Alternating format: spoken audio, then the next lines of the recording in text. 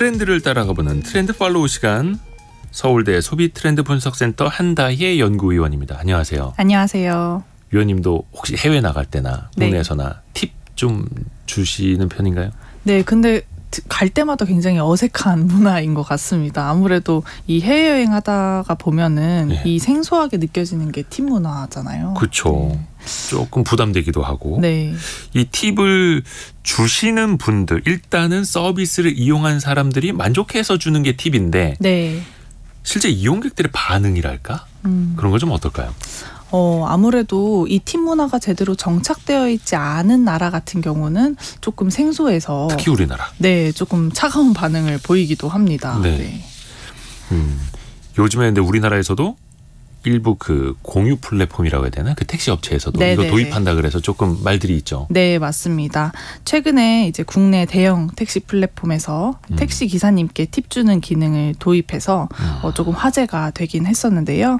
오늘은 이런 왜 팁 문화가 이렇게 논란이 되는 건지, 또 팁이 어떻게 시작된 건지 이런 것들을 좀 얘기해 보면 좋을 것 같습니다. 근데 그 업체의 팁 도입에 대해서도 이게 설문조사가 하나 있었나 보네요. 네, 맞습니다. 아무래도 화제가 되다 보니 이 설문조사가 실시가 됐었어요. 네. 소비자 이제 20대부터 50대까지 1000명을 추출해서 택시 호출 플랫폼 팁 기능 어떻게 생각하냐 이렇게 질문 드린 결과 10명 중 7명이 반대에 더 가깝다 하는 의견을 보였습니다. 근데 이게 아마 그 하나의 업체 이야기가 아니라 이러다가 팁 문화가 더 커질까 봐, 확산될까 봐, 마치 미국처럼 의무처럼 될까 봐 걱정하는 거 아닐까요? 네, 맞습니다. 사실 이 팁 기능 이미 다른 플랫폼들에서도 실시한 적이 있었는데요. 특히 이번 시행권이 좀 더 반발을 부른 이유는 이 택시 플랫폼의 90%를 점유하는 대형 플랫폼에서 이 팁 기능을 도입했기 때문입니다. 그렇게 되면은 향후에 한국의 팁이 자연스러워지는 것이 아니냐 하는 우려가 제기될 수밖에 없는데요. 이 예시를 들어드리면 과거에 우리 짜장면 배달비 거의 없었어요. 그렇죠. 예전에는 배달비를 따로 낸다는 거 상상을 못했죠. 맞아요. 그런데 이 배달 앱이 등장하면서 배달 팁 형태로 유료화됐거든요. 이처럼 플랫폼 경제가 확산되면서 이제 IT 기업들이 사회의 규범이나 관습 같은 것들을 바꾸는 사례들이 종종 있기 때문에 소비자들이 더욱 걱정한다고 볼 수 있겠습니다. 이게 의무가 될까 봐. 그러면서 우리가 앞에서도 이야기를 했습니다. 미국의 사례를 들고 하는데 이게 주로 미국이나 유럽에서 먼저 발달한 걸까요? 네, 그렇습니다. 팁 문화는 문화권에 따라 차이가 굉장히 있는 편입니다. 팁을 주는 관행이 가장 잘 정착된 나라가 미국인데요. 유럽 국가에서도 팁이 필수는 아니지만 서비스에 따라서 이 팁을 지급하기도 합니다.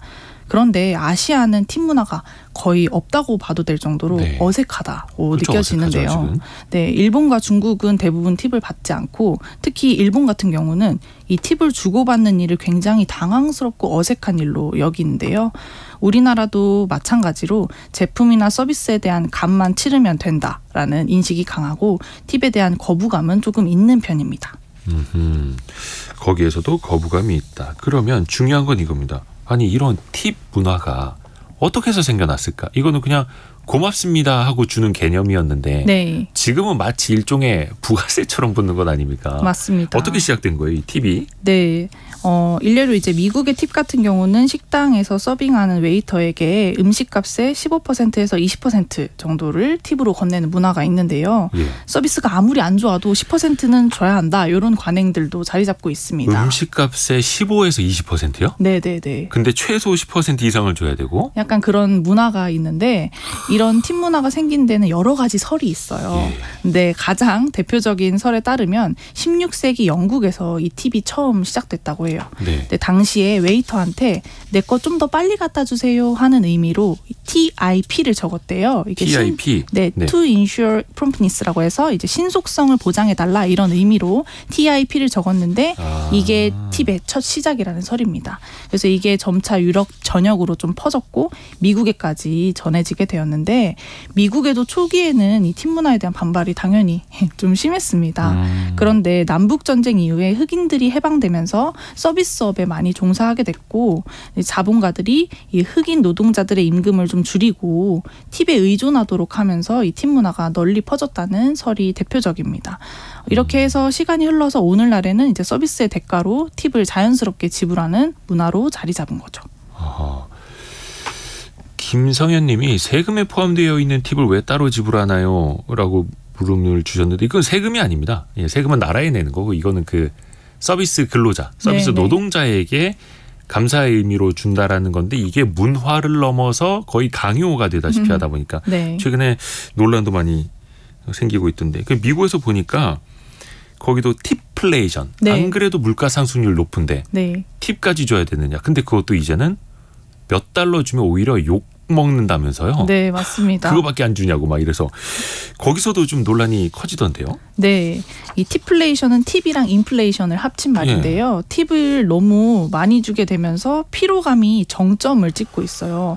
심지어 미국에서도조차. 네. 특히 SNS에서는 이제 젊은 세대들이 이 팁에 대한 불만을 굉장히 강하게 표출하고 있는데요. 가장 결정적인 이유는 따로 있습니다. 팁이 많아지는 것뿐만 아니라 태블릿 결제 시스템 때문입니다. 우리나라에서도 좀 식당 가면은 네네. 앉은 자리에서 태블릿 PC로 주문을 하는데 네. 미국도 그건 마찬가지일 거고. 네, 맞습니다. 과거에는 팁을 현금으로 드렸었는데 그렇죠. 코로나 이후에 이제 미국에서 어딜 가든지 키오스크나 휴대용 태블릿이 굉장히 많이 확산된 그런 시점이 되었습니다.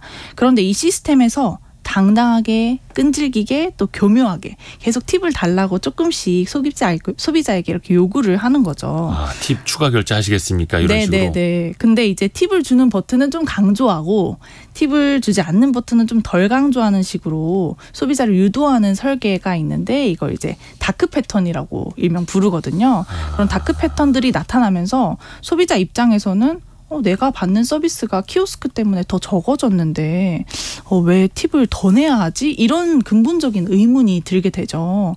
심지어 최근에는 이제 드라이브 스루 매장이라든지 네. 자동 세차장, 무인 가게에서도 미국에서는 이제 팁을 달라고 요청을 한대요. 그러면 소비자 입장에서는 서비스를 덜 받은 것 같은데 팁을 내는 건 똑같네? 이런 근본적인 의문이 들게 되면서 이게 팁플레이션이라는 현상으로까지 확대가 되고 있습니다. 그러니까 처음에는 나한테 뭘 가져다 주니까 고맙다고 팁을 주는 건데 그쵸. 내가 가서 먹는 드라이브 스루 매장 심지어 무인 매장에서도 네. 팁을 내야 된다. 네. 이거 뭐 그냥 뜯어가는 건데 근데 그것도 사실 원래는 얼굴을 보고 그쵸. 고맙다는 의미로 뭐 1, 2달러 꺼내서 주는 건데 그게 아니라 누군지도 모르는데 네. 이 돈이 누구한테 가는지도 모르는데 태블릿 PC로 주문하면서 그냥 카드랑 같이 결제해버리고. 네, 맞습니다. 조금 비인간적이라는 생각도 듭니다. 또 네. 많은 분들이 동의를 못 해주고 계세요. 이런 팁 문화에 대해서. 네네네. 미국에서도 이렇게 팁에 대해서 자연스러운 문화를 가졌음에도 불구하고 최근에 이런 팁플레이션이라는 현상이 나타날 정도로 좀 전반적으로 부정적인 인식이 많아지고 있다고 볼 수 있습니다. 곽정은 님도 자유롭게 팁을 선택해 줄 수 있는 건 괜찮은데 팁을 주는 걸 의무적으로 바뀌는 건 반대예요. 그렇죠? 네. 이게 의무라고 하지는 않지만 마치 의무화가 돼서 왠지 줘야 될 것 같은 느낌을 주기 때문이죠. 네. 우리나라에서는 어떨까요, 앞으로? 네, 우리나라에서는 사실 이 정도는 아니고요. 이제 최근에 이런 미국식 팁 개념을 도입하려는 움직임들이 조금 보이고 있는 정도입니다. 그런데 사실 요즘 같은 경기에는 팁 문화가 받아들여지기 더 어렵다고 볼 수 있죠. 조금이라도 이런 조짐이 보이니까 바로 소비자들이 이제 반발하는 현상만 그렇죠. 봐도 쉽지 않다는 걸 알 수 있습니다. 팁 문화를 도입하기 위해서는 사회적으로 굉장히 많은 논의가 필요한 것으로 보여지는데요. 특히 이제 팁 문화가 잘 정착한 미국과 우리나라는 임금제도 측면에서 또 큰 차이가 있기 때문에 그렇죠. 더 많은 사회적인 논의가 필요해 보입니다.